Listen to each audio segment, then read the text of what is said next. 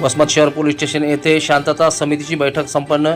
ईदच्या पार्श्वभूमीवर सर्वांनी शांतता राखण्याचे पोलीस निरीक्षक सुधीर वाघ यांचे नागरिकांना आवाहन।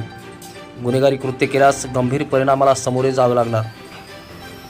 ईदच्या पार्श्वभूमीवर वसमत शहर पोलीस स्टेशन येथे आज दिनांक 19/3/2025 रोजी शांतता समितीच्या बैठकीचे आयोजन करण्यात आले होते। या बैठकीदरम्यान बोलताना वसमत शहर पोलीस ठाण्याचे पोलीस निरीक्षक सुधीर वाघ म्हणाले की ईदच्या पार्श्वभूमीवर शहरामध्ये कायदा व सुव्यवस्था अबाधित राहण्यासाठी आपण सर्वांनी सहकार्य करावे।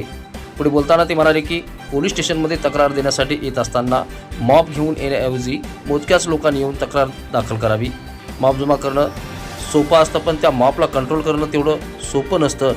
त्यामुळे ईदच्या पार्श्वभूमीवर शहरामध्ये व इतर ठिकाणी कायदा व सुव्यवस्थेचा प्रश्न निर्माण झाल्यास संबंधितांवर गंभीर स्वरूपाचे गुन्हे दाखल करण्यात येईल, असे आवाहन नागरिकांना करण्यात आले आहे। आप जैसे अधिकारी के साथ हम काम कर रहे हैं तो बहुत खुशकिस्मती है।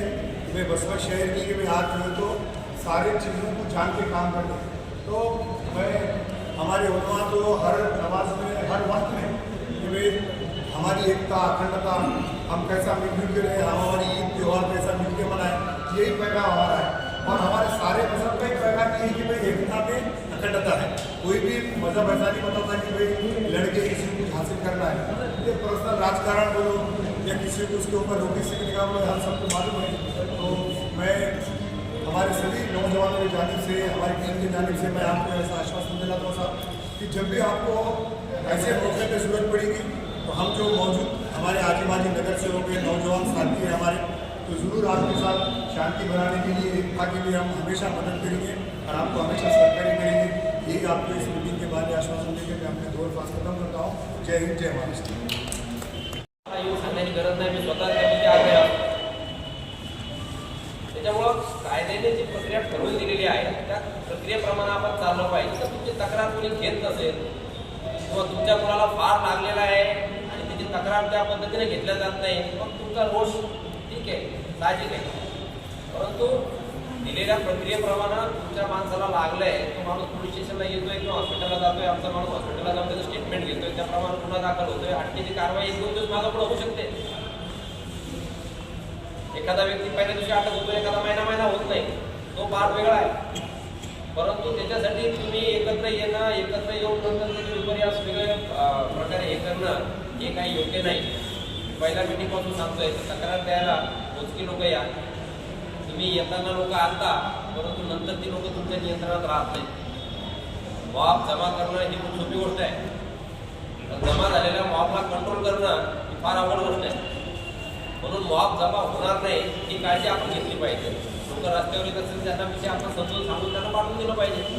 जी काय तुमची तक्रार असेल, त्या सेक्शनमध्ये बसत असेल, त्या कायद्यात बसत असेल, ते दाखल करायला आम्ही तयार आहे। 24 तास पोलीस चालू आहे। माझी सगळ्यांना विनंती हीच आहे की कुठलाही प्रकार असेल त्या प्रकारामध्ये मॉब एकत्र येणार नाही ही आपली पहिली काळजी। बाकी पुढच्या गोष्टी आपोआप सगळ्या होतात। आणि एकदा मॉब जमा झाल्यानंतर त्याला हँडल करता येत नाही। ते तुम्ही बघितलं असेल, मी आतापर्यंत बघत आलेलं माझ्या पोलीस खात्यामध्ये मॉब जमा करणं ही खूप सोपी गोष्ट आहे, ते हँडल करणं फार अवघड आहे। मागच्या दोन्ही प्रकारामध्ये मी त्यानंतर एक प्रकरण घडलेलं आहे, त्याच्या अगोदर एक कावरांच्या घरावर दगडफेक झाली, ते एक प्रकरण घडलेलं आहे। यासारखे प्रकरण नंतर घडू नयेत, कारण एक गुन्हा दाखल झाला आम्ही तुम्हाला नोटीस देऊन सोडणार, चला जाऊ द्या। दुसरा गुन्हा दाखल झाला आम्ही तुम्हाला अटक करणार, तिसरा गुन्हा दाखल झाल्यानंतर आम्ही तुम्हाला माणसाचं डेट करणार नाही। मग तुमच्यावर जेवढ्या काही कारवाई करणं होती, तुम्हाला तडीपार करता येईल, FPDची कारवाई करता येईल, मोकासाठी गुन्हे दाखल करता येईल, सगळ्या गोष्टी पुढे होतील। पहिली चूक असते ती आपण फक्त घालून माफ करू, पण दुसरा गुन्हा असतो त्याला शिक्षा होणार। ही थोडीशी गोष्ट लक्षात घ्या। पहिला गुन्हा दाखल झाला तर आपण समजू शकतो, पण वारंवार जर त्याच गोष्टी परत घडत असतील तर त्याला चूक म्हणता येते।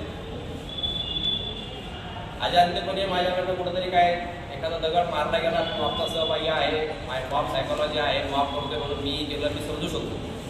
तू सेकंड टाईम परत तुम्ही त्याच मॉबमध्ये जाणार, परत दगडफेक करणार, त्यावेळेला मात्र आम्ही समजून घेणार।